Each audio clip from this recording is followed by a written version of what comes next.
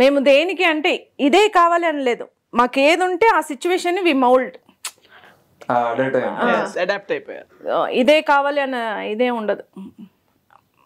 Master I mean అమ్మ రాజశేఖర్ గారు ఆ సిచ్యువేషన్కి ఓకే ఇది ఉందా మన చేతిలో, దీన్ని మనం కొత్తగా ఎలా చూపిద్దాం, దీన్ని మనం ఎలా ప్రజెంట్ చేద్దాం అనే ఉంటుంది తప్పితే థర్డ్ ప్రాసెస్ ఇదే కావాలని ఉండదు ఆయనకి. సో మామూలుగా మీ ఇద్దరు టైం తీసుకున్నా కూడా ఈ మూవీ గురించి డిస్కస్ చేసేవాళ్ళా మీరు? మేమైతే వైఫ్ అండ్ హస్బెండ్గా మర్చిపోయాం. నువ్వు డైరెక్టర్, నేను ఎగ్జిక్యూట్ చేస్తానని చెప్పి అలానే మాట్లాడుకున్నాను. నిజంగా తన హస్బెండ్ నేను వైఫ్గా లేనేలేము. నేను ఎప్పుడు టార్చర్. ఇంకా ఈ ప్రమోషన్స్ అయితే మార్నింగ్ లేసి నాన్న ఇది షెడ్యూల్ ఈరోజు ప్లీజ్. ఇంకా మాకు ఇవే సినిమా రిలీజ్ అయ్యే వరకు మేము వైఫ్ అండ్ హస్బెండే కాదు. ఇది మీ thumbnail బాగుంటుంది, వైఫ్ అండ్ హస్బెండే కాదు.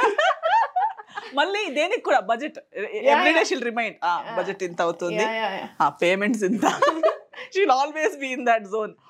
ఇది దానికి బడ్జెట్ లేదు. అదే మా ఆయన అయితే అసలు నువ్వు నీకొద్దు అన్నాను రా బాబు, నిన్న అసలు నెక్స్ట్ సినిమాకి నువ్వు రాకు అని చెప్పేశారు నన్ను. అంటే ఆయన లైక్ అమ్మ రాజశేఖర్ గారు చాలా హ్యాండిల్ చేసి ఉంటారు కదా ఇన్ని ఇయర్స్ లో.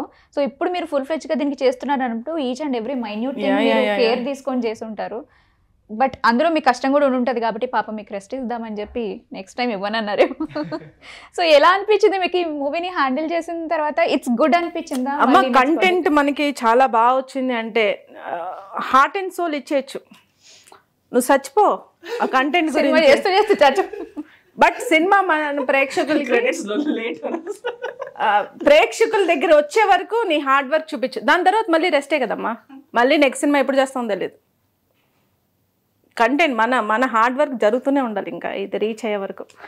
అలాగే షార్ట్స్ గీట్స్ అన్ని పెట్టండి, డెఫినెట్లీ పెడతారు.